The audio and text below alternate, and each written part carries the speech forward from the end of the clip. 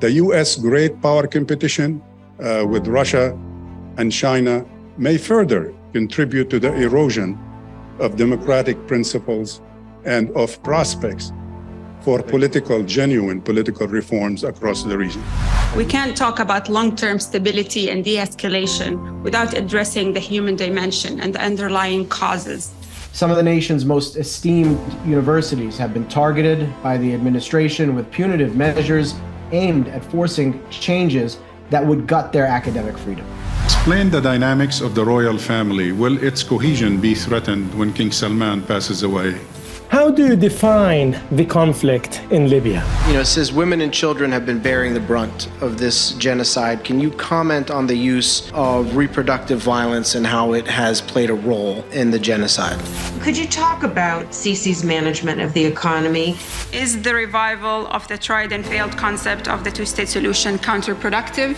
We are now asking Syrians what they want. Are there groups in Lebanon that would welcome an Israeli invasion of Lebanon? If there is any role for digital advocacy or for raising awareness, pressure on governments to take meaningful action on Sudan. What types of tactics and disinformation propaganda are we seeing on social media platforms specifically?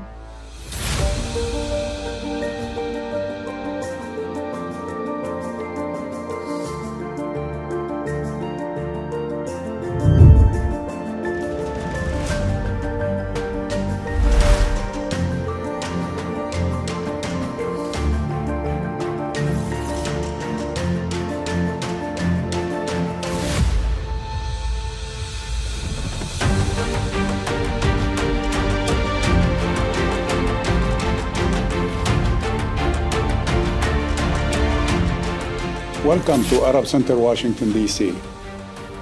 The idea for establishing the center was born actually in 2014 during a visit to the Middle East. I was attending basically think tank activities in the region and visited the Arab Center for Research and Policy Studies in Doha, Qatar. And I was very impressed by the existence of a genuine think tank. And we became functional in 2015, and we have been functional since then, and this is our 10th year anniversary in terms of this center.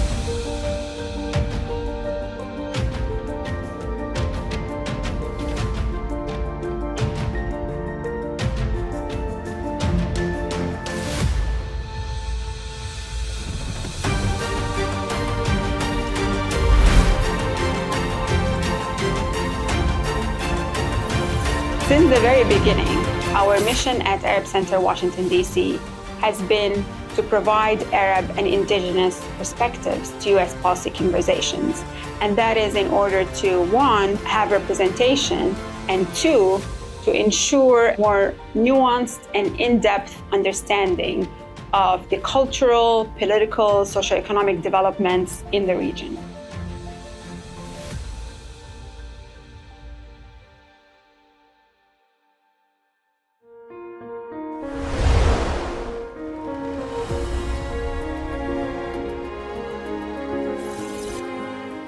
In our work, we are committed to highlighting the importance of human rights, democracy, and just and peaceful resolution to conflict, not only because these values are worthy and important in and of themselves, but also because we believe that upholding these principles is in the best interests of the United States in the long run and in the best interest of the people of the region as a whole.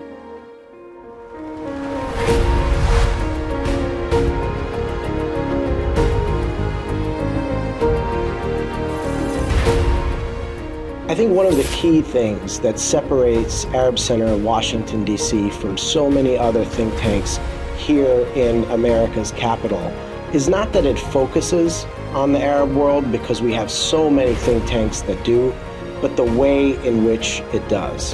The Arab Center's constant commitment to focusing on the principles of democracy and human rights while talking about U.S. policy towards the region makes it stand out and allows it to add a unique voice in the policy conversation here in Washington, D.C., which is simply not found elsewhere. What is happening in Palestine is one of the most documented atrocities in history. The legal implications couldn't be clearer, and yet this goes on.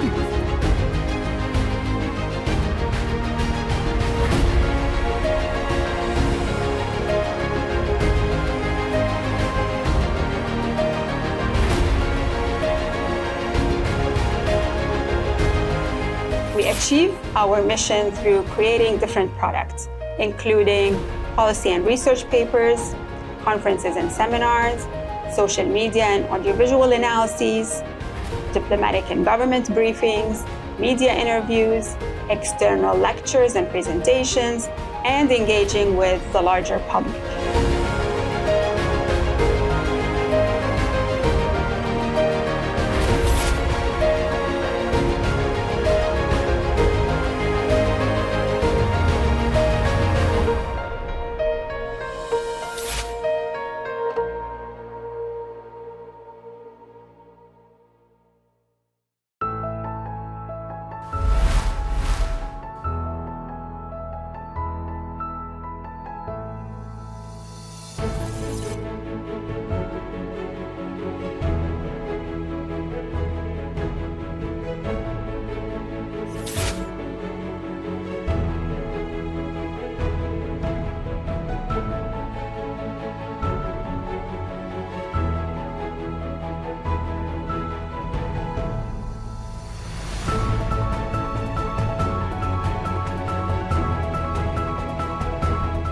One of the unique things about the Arab Center in Washington, D.C.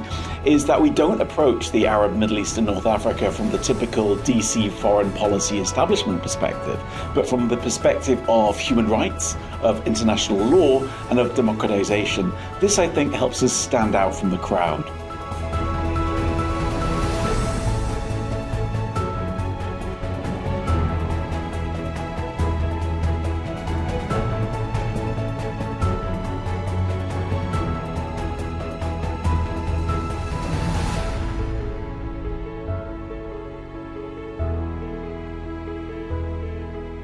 What's really unique about our work, our publications, and our events is our justice and human rights-centered approach and our willingness to speak about difficult truths that lead to better policy solutions for our region.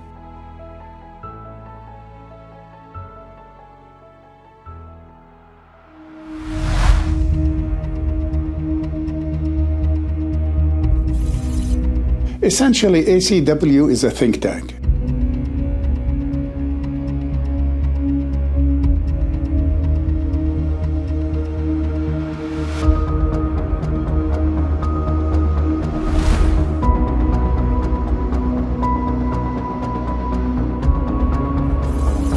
Because we defined ourselves precisely as a think tank focused on developments in the Middle East to help explain the political, economic, social developments in the Arab world to an American audience.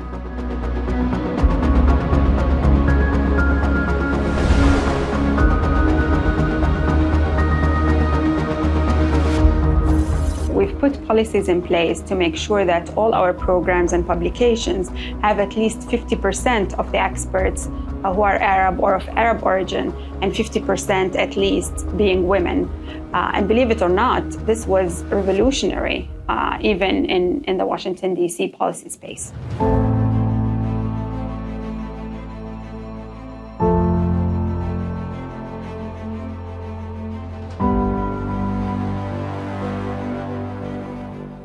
As we mark ACW's 10th anniversary and enter our second decade, we remain committed to providing rights-based policy solutions.